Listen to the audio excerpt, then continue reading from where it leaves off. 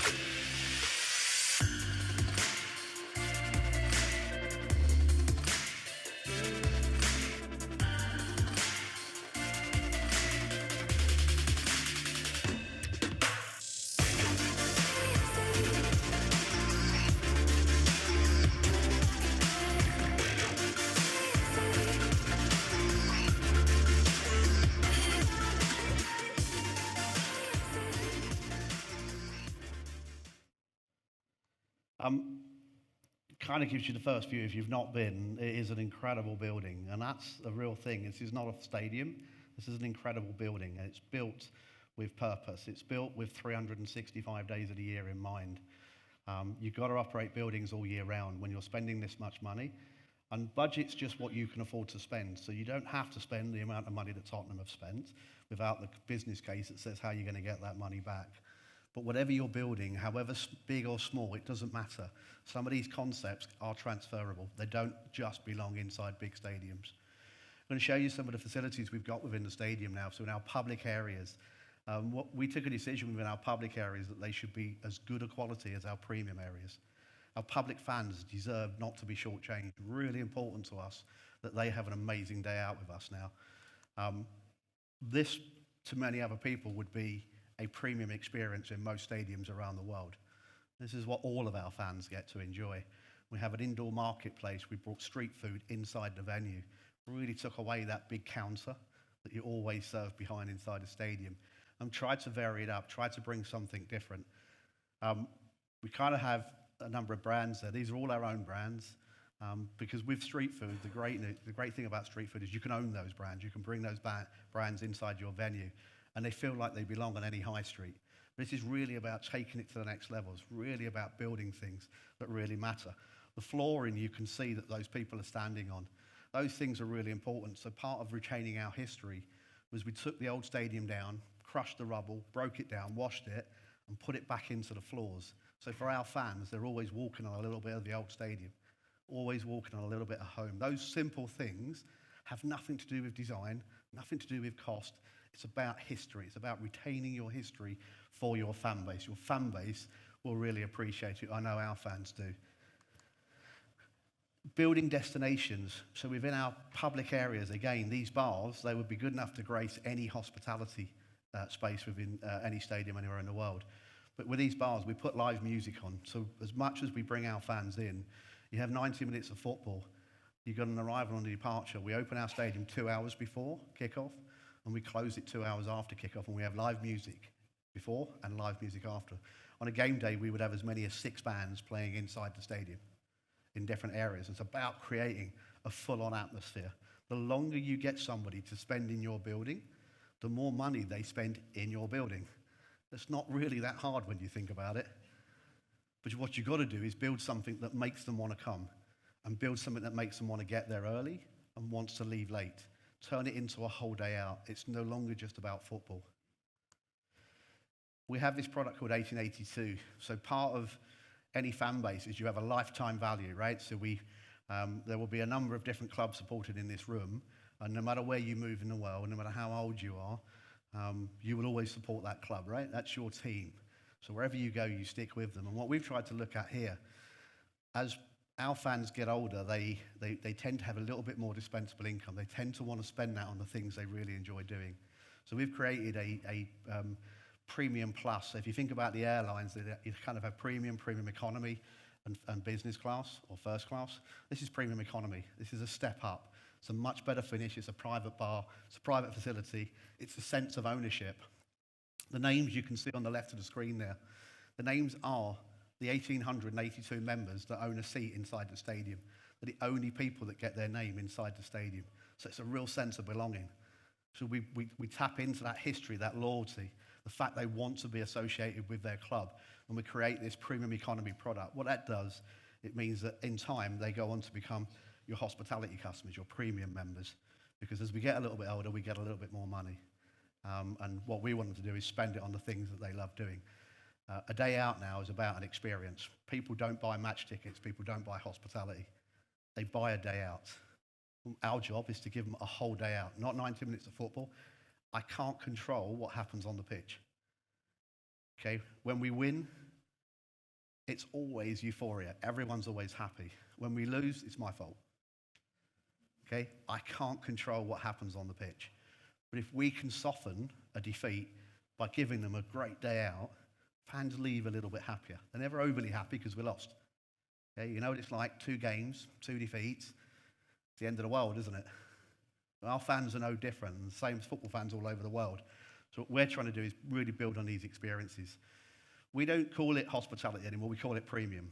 Now, the reason we call it premium is the next generation, Gen Z, millennials, they don't want to be called corporate customers, and they don't want to buy a product that says hospitality. They want a premium experience, a day out. So we have public experiences and we have premium experiences. That's how we run our venue. So certain words we ban, and we do ban those words in all of our vocabulary when we're talking about it within our facility. Because it's really important that we understand and you build not just what today's audience wants, you build for the next generation and the generation after that. In the US market, they build about every 50 years, they build a new stadium. They refurbish it maybe 20, 25 years in. They build another one in 50 years' time. We're a little bit lazy in the UK. We build one every 118 years. So the next one won't be around in my lifetime, but the point being is that we don't tend to spend as much. You really have to think about who's going to use your stadium if it's going to be around that long. Within our premium facilities, so to show you a couple of videos and take you through a couple of spaces, just so you get a feel for it. This is one of our sales videos. It will come up at the end with a piece that says if you'd like to buy a membership. And of course, if you would, you can speak to me afterwards. I can definitely sort that out. But it's just one of our promotional videos that we send out when we're looking for new members.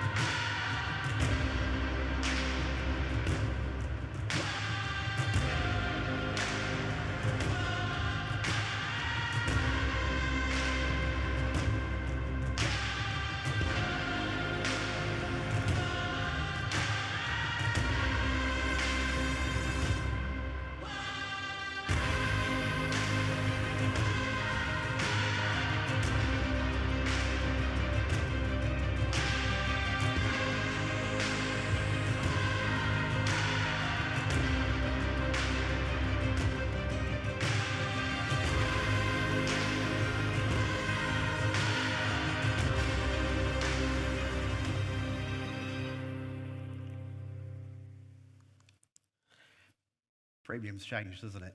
It's definitely got a little bit better. The concept there was really, really simple. We don't have lounges. We don't have hospitality. We don't call it corporate.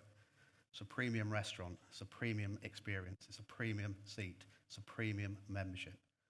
They're all of the language that we would use because the market's shifted. People want different things now. On screen at the moment, you've kind of got that entrance, and what we were looking for was a shopping mall style experience. When you arrive, you get wowed, right? First arrival. And for us, we've got a digital wall that runs the length of the touchline as you walk into our main atrium upon arrival. And it has real impact. People arrive and they go, this is going to be good. And that's the first thing you want to leave with them. This is going to be good. When they go out, that's the last thing you want them thinking about as well. What a great day. What a great space. But that welcome, that arrival is integral. It doesn't matter. The one thing that's not going away is the live experience is here to stay.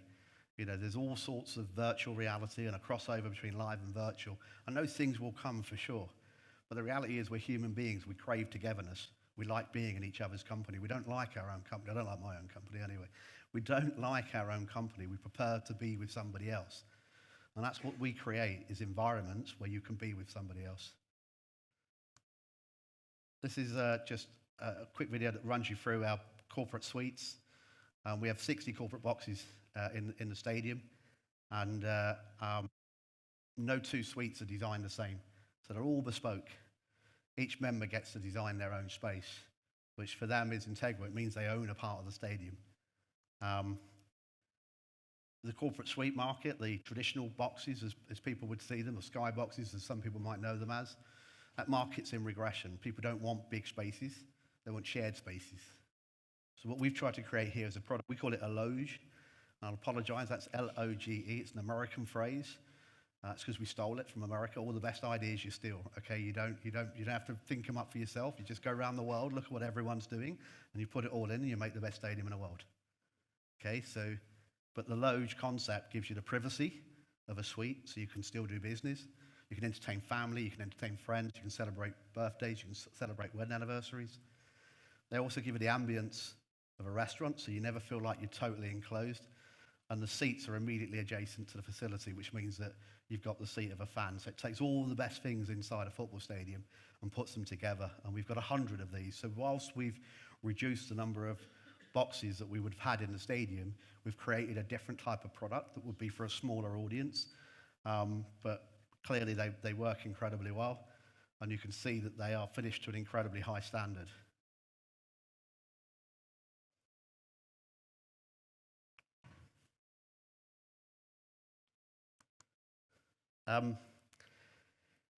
Millennials, Gen Z, got to build that stadium for the next generation, right? So who's coming afterwards? What we realize about millennials is they don't like long-term commitment. They don't like to come back every game. They might want to come every other game. They want fun entertainment, loud, vibrant music, DJ, as you can see we've got there. They don't want three-course plated meal, formal at a table, sitting around 10 people. They want bowl food.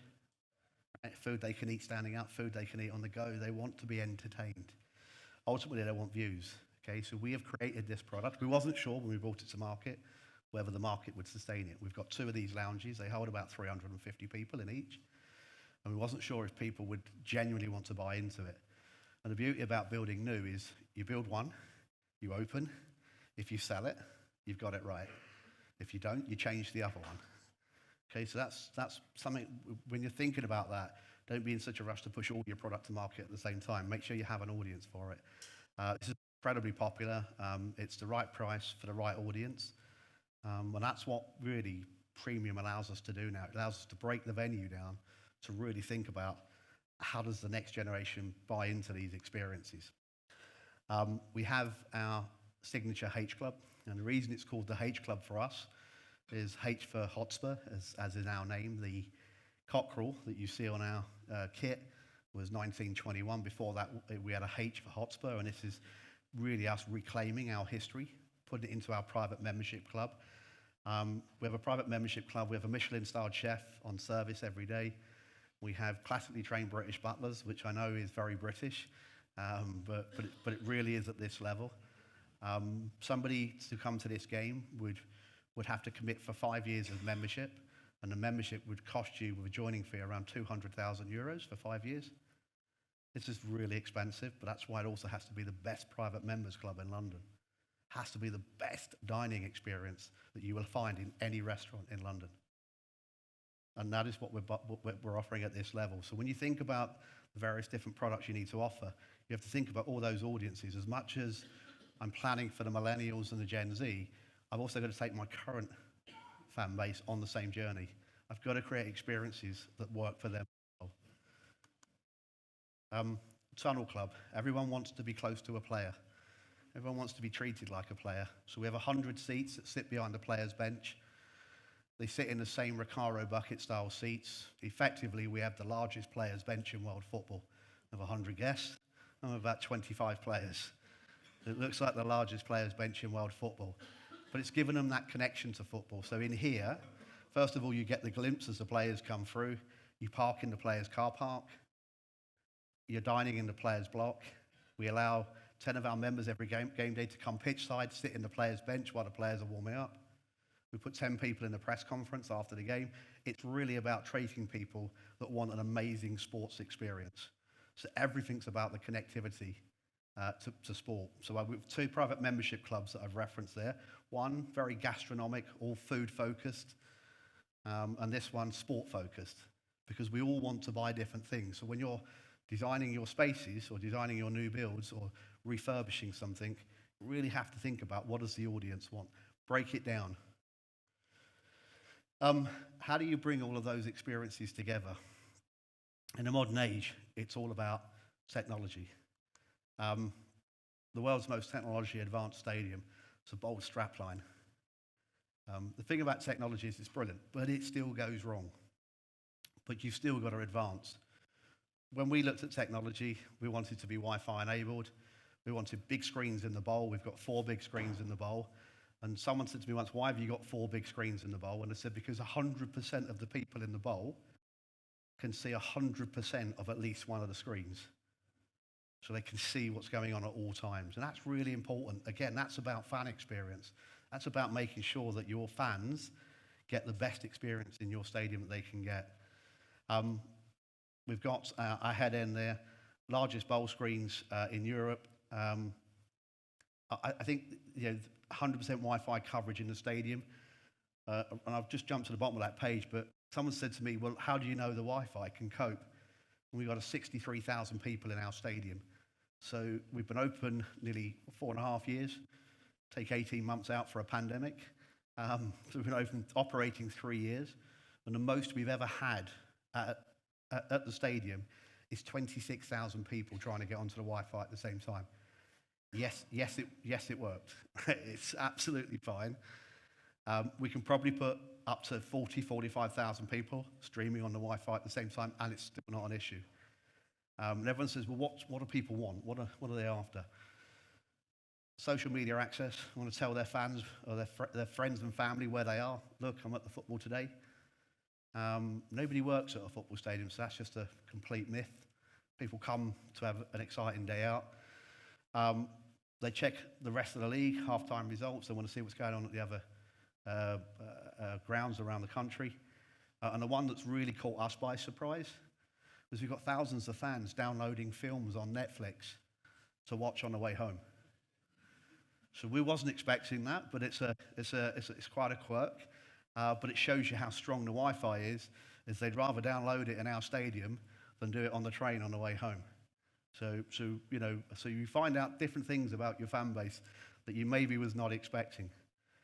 In terms of trying to make your experiences all come together, there's a lot of things that go into it. I'm not going to go through the whole wheel, but fundamentally, all of this technology has to connect if you're going to give a world-class experience inside your stadium. It doesn't happen by chance. It can't happen by chance. It all has to go into that design phase. So you remember right at the outset, and I said, if you want great experience, you have to get the design right. If you get the design right, then you go to tech, and then you end up delivering what you're capable of delivering within your venue. Okay, but all of it comes at the start of the journey. You cannot change the journey once you've started. What you're then doing is retrofitting. You get another idea and you say, let's put that in there, let's put that in there. But the truth of the matter is, if your building is up, you can't change it. So now you're actually diminishing what the return you're going to give to your fan base. So in terms of delivering world-class experience, you have to get the technology platform right. You have to link all of this stuff together. And there's no one system, by the way, that just happens to operate a stadium. There are multiple systems. You've got multiple partners, and all of that has to come together. Incredibly complex. I want to touch on the experience and the fan experience. I just want to go through a few things here, and there's a couple of live music shots there. That's what we have going on in our stadium on a game day. Fans want and expect a fair price. Whether they're buying a ticket, whether they're buying food and beverage, if you can get that bit right, the fans will go with you on the journey. Okay? You have to remember that fans are guests in your house. They're not a captive audience. When we price, we don't price against what other venues would charge. We price against the high street. If I'm coming to the football, I can buy a beer inside the ground, I can buy a beer outside the ground. I don't go to my opposition's ground to buy a beer. So we price against the high street. Get those bits right. The second part for us is treat food as service. 75% of our game day spend is on beverages. Because fans will probably eat once, but they'll drink 3 or 4 times. Okay? So 75%. Focus on what you are. You're not a food beverage. You're not a food company, rather. You're a beverage company.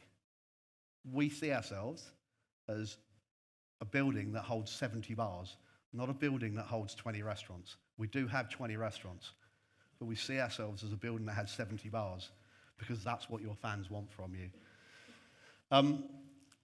Fans expect to be entertained throughout the day now. They don't just turn up. You've got to entertain them pre-game. You've got to entertain them after the game.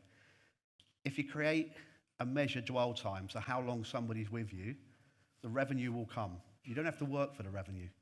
You have to work on how do you get fans to come early? How do you get them to stay late? Because if they're in your building, they will spend money with you.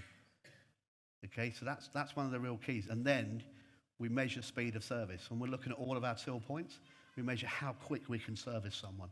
Because they're the things that fans expect. And they're the things that drive our business and meet their expectation. So those things can go hand in hand. Cashless and in-app purchase. Fans want speed of service. A card transaction, 6 seconds. A cash transaction, average of 23 seconds. That's why you go cashless, because you can speed up service. We can serve people quicker. We also find that when people go to a hole in the wall and draw money out, they spend what they've got in their pocket. When they've got that bit of plastic, or they've got their iPhone or Google Pay, they spend 23% more. Because it's not real money, is it? Okay, so once you work that out, you will get, and everyone says, well, what happens to fans that don't have a card, right? They don't have a means to pay. Really simple. If you're under 16, you have to be accompanied by an adult. The adult will have a card. In my house, my child expects me to pay. So, that is generally how it works. There's such a small proportion, only 2% of the UK population do not have a card in which to pay. So you gamble on that, because if you're getting 23% uplift, you're not losing 2%, are you? But you're providing a better service. Post-COVID, COVID gave venues the chance to go digital, and it made a real difference. And a lot of those things that we implemented through that period have stuck with us, and they've been to the benefit of fans. And that's really important. This next generation, and even my generation, are actually quite happy now to go digital on everything. And more often than not, you're frustrated that you can't do something through digital means, right? Because that's become an expectation. So you have to deliver against that. App-based merchandise, just being able to send push notifications. Imagine being able to be on the concourse, you've got a beer in your hand, you're having something to eat, and you want to buy a shirt, but you don't want to collect it. We'll send it to your house for you. Or we'll click and collect. You can order it while standing where you are and go and collect it in store afterwards. That's what the world's most technologically advanced stadium allows you to do. You get impulse purchase, which again increases your spend.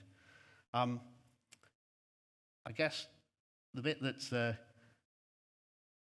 me is really important is about making it more than football. So we would have 6 to 8 concert nights. We'll have 2 NFL games. We've got 2 rugby matches and probably 27, 28 football matches in a calendar year. So we're actually, rather than just doing 20 to 30 events, we're now doing 40 to 50 events a year. And that means that our fan base get priority access to all those other shows that come into our venue. That for your fan base is really important. This year we had Lady Gaga. Wasn't quite my musical choice, but it was very popular. And then we had Guns N' Roses, a bit more my musical choice, equally popular. But those shows and giving your fans the first right to buy those tickets is incredibly powerful for your brand. It's incredibly powerful for the loyalty that you're showing them, that they show you when they buy your football season tickets. So that's kind of become really important. And I always say this about the fan experience. Good customer service is really, really simple. If you do stuff that makes them happy, they spend more money with you. That's the secret. Just do stuff that makes them happy. Because if you can build it with them in mind, they will spend more money with you. Top left was my favourite shot. So that was Guns N' Roses at our stadium earlier this year. Gaga, top right. Overall sight at the bottom there. And then about the wider campus, as well as we bring these extra events, we have a roof walk, we have stadium tours. We've got an abseil drop that you can plunge off the side of the building. You need good nerves to do that piece, but it's great fun. But the point of this is your stadium has to operate all year round. You have to find other things to do in your venue. It's no longer just about the football. The football is always the lifeblood of your business. But you have to put on these other events. You will be surprised how much your fans buy into these events, but also how it helps you grow your fan base, grow your database, because you're now bringing different people to your venue.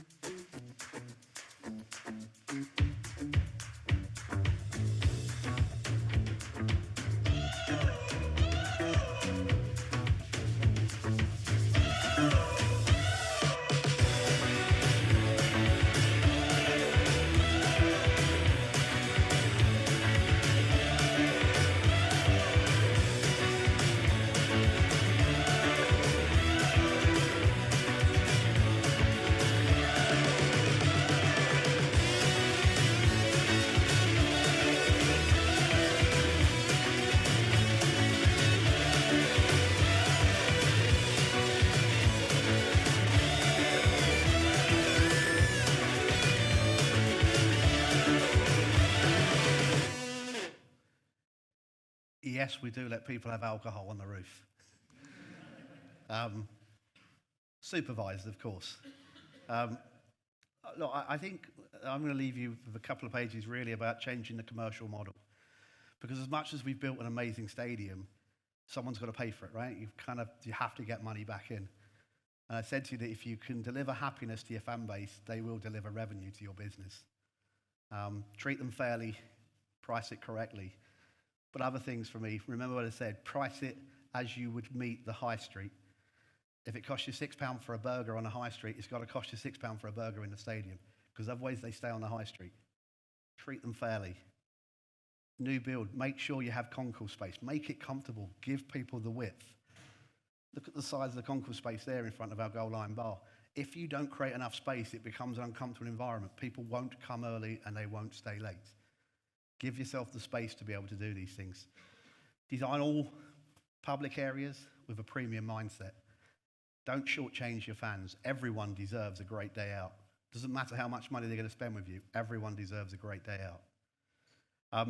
Give people that reason to come early and stay late. Six live bands we have in the stadium, plus 2 DJs on any given game day. People are buying experiences, not hospitality. Remember that. They're buying experiences. They're buying days out now. I think the other bit for me is multi-year premium seat and sponsorship. They're here to stay. They pay a lot of stadium build costs back for you. So they're still here to stay. The live experience isn't going away. We crave togetherness. We want to be together. We want our days out. Sweating the asset outside of the 30 game days is absolutely integral. You've got to bring other shows. You've got to make the building work hard all year round. Roof walk, stadium tours, conference, exhibitions, media cafe. These are all different things that we're doing. What are we thinking of next? Because we're not standing still. We might be one of the newest stadiums in the world, but we're already thinking about the next chapter. What's going to change? We're looking at an esports incubator. Do we become a venue that hosts esports, or do we buy our way into an esports team? And I think that's something we've got to work out. We're looking to launch a beer fest inside our fan zone every October. We have the space to be able to do it. Christmas markets, indoor electric karting, something we're looking at for next year. We've got a 200-bed hotel with 49 service departments to go in the next 4 or 5 years. There's still 600 apartments. You can see the top left picture there. You can see that's the future build, if you like. They're all still things that we've got to come. We're still building, right? We're still building. We've still got 5 to 10 years of build to come. I think what we're saying is, we were once a football club that owned a stadium, and now we're a multi-purpose venue that has an anchor tenant. And the change of mindset that's required in that, you've got to take all your staff and all of your fans and all of your customers on that journey with you. That's the integral part. That's not an easy journey to take, but it's a brave one, and you should push on from that.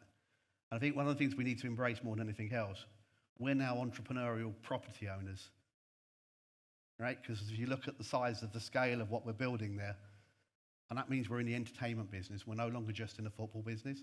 Football is absolutely integral to us. It's the most important thing that we do. But we are now in the business of entertainment. Thank you for listening. Thank you for staying late. Enjoy your drink in the bar.